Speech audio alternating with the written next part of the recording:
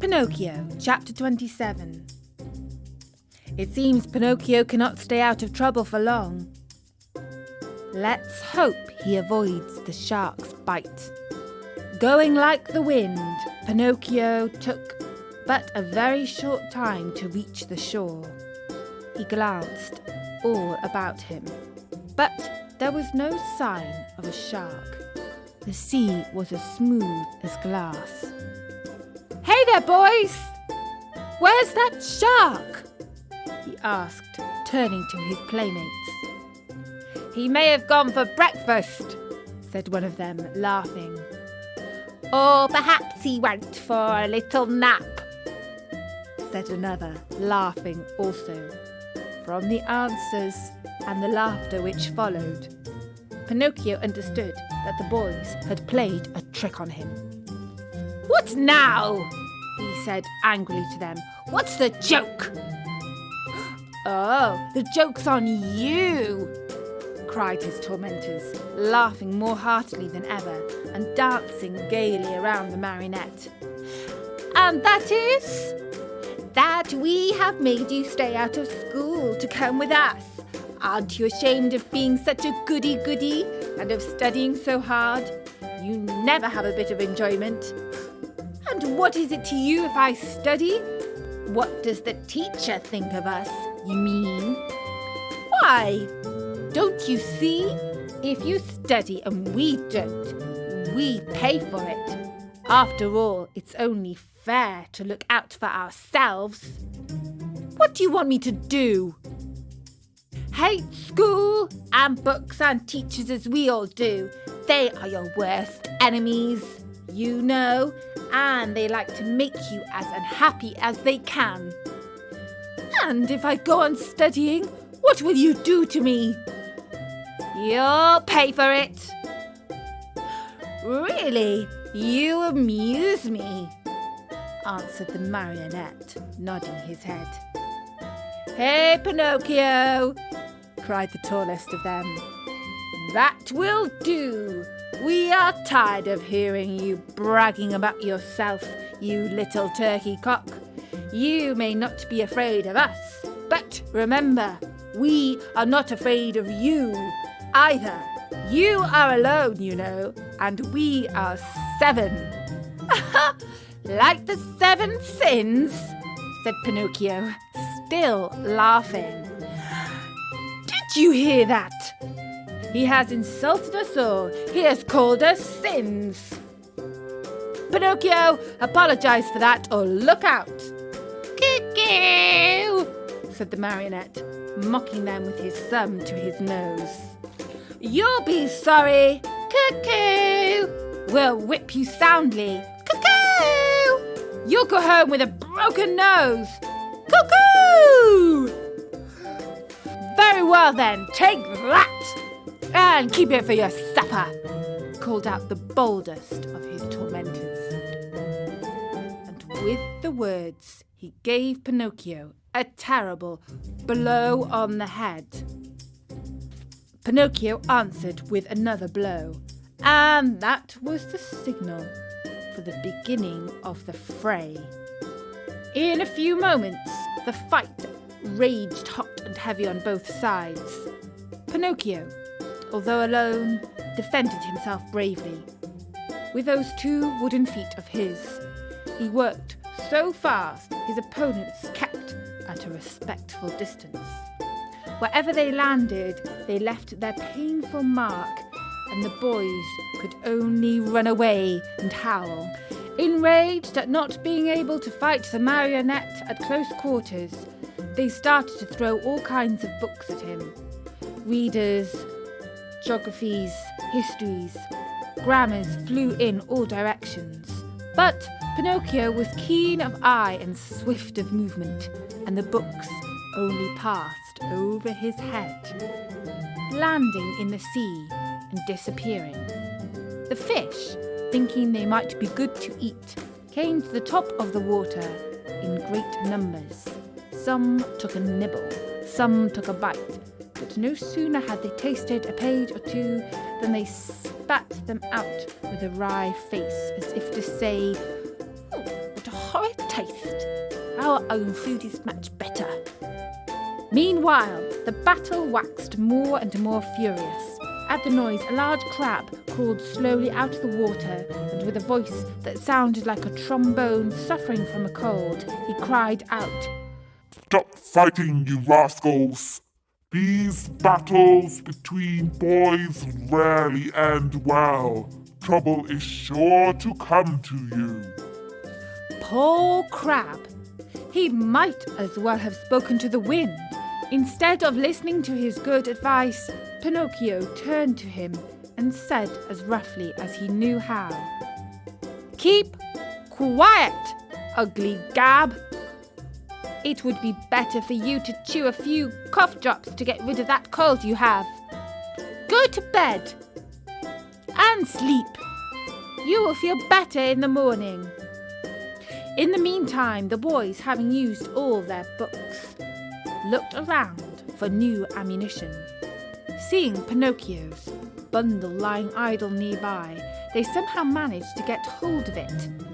One of the books was a very large volume, an arithmetic text, heavily bound in leather. It was Pinocchio's pride. Among all his books, he liked that one the best. Thinking it would make a fine missile, one of the boys took hold of it and threw it with all his strength at Pinocchio's head. But instead of hitting the marionette, the book struck one of the other boys, who was as pale as a ghost, crying out faintly, "Oh, Mother, help! I'm dying!" and fell senseless to the ground. At the sight of that pale little corpse, the boys were so frightened that they turned tail and ran. In a few moments, all had disappeared. All except Pinocchio. Although scared to death by the horror of what had been done, he ran to the sea and soaked his handkerchief in the cold water, and with it bathed the head of his poor little schoolmate. Sobbing bitterly, he called to him, saying, "Eugene! My poor Eugene! Open your eyes and look at me. Why don't you answer? I was not the one who hit you, you know. Believe me, I didn't do it. Open your eyes, Eugene. If you keep them shut, I'll die too. Oh dear me. Oh, shall I ever go home now? How shall I ever look at my little mother again? What will happen to me? Where shall I go? Where shall I hide? Oh, how much better it would have been, 1,000 times better, if only I had gone to school. Why did I listen to those boys? They were always a bad influence.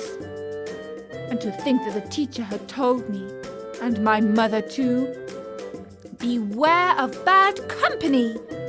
That's what she said. But I'm stubborn and proud. I listen, and always I do as I wish. And then I pay. I've never had a moment's peace since I've been born. Oh dear! What will become of me? What will become of me?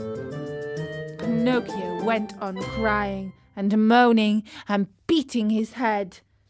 Again and again he called to his little friend, when suddenly he heard heavy steps approaching. He looked up and saw 2 tall carabineers near him. "What are you doing, stretched out on the ground?" they asked Pinocchio. "I'm helping this schoolfellow of mine." "Has he fainted?" "I should say so," said one of the carabineers, bending to look down at Eugene. "The boy has been wounded on the temple. Who has hurt him?" "Not I," stammered the marionette, who had hardly a breath left in his whole body. "If it wasn't you, who was it then?" "Not I," repeated Pinocchio. "And with what was he wounded?" "With this book." And the marionette picked up the arithmetic text to show it to the officer. "And whose book is this?" "Mine." "Enough. Not another word. Get up as quickly as you can and come along with us. Come with us. But I am innocent. Come with us. Before starting out, the officers called out to several fishermen passing by in a boat and said to them, "Take care of this little fellow who has been hurt. Take him home and bind his wounds. Tomorrow we'll come after him." Then they took hold of Pinocchio and, putting him between them, said to him in a rough voice, "March! And go, quickly, or it will be the worse for you." They did not have to repeat their words. The marionette walked swiftly along the road to the village. But the poor fellow hardly knew what he was about. He thought he had a nightmare. He fell ill. His eyes saw everything double. His legs trembled. His tongue was dry. And try as he might, he could not utter a single word. Yet, in spite of this numbness of feeling, he suffered keenly at the thought of passing under the windows of his good little fairy's house. What would she say on seeing him between two carabineers? They had just reached the village when a sudden gust of wind blew off Pinocchio's cap and made it go sailing far down the street. "Would you allow me," the marionette asked the carabineers, "to run after my cap?" "Very well, go, but hurry." The marionette went, picked up his cap, but instead of putting it on his head, he stuck it between his teeth, and then raced toward the sea. He went like a bullet out of a gun.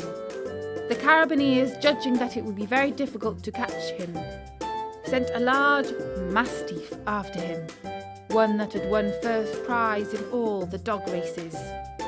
Pinocchio ran fast, and the dog ran faster. At so much noise, the people hung out of the windows or gathered in the street, anxious to see the end of the contest. But they were disappointed, for the dog and Pinocchio raised so much dust on the road that, after a few moments, it was impossible to see them. And that was chapter 27. Unlucky little Pinocchio has got in trouble with the law again. Will his speedy legs help him escape the fierce dog? Find out in the next chapter of Pinocchio on storynori.com.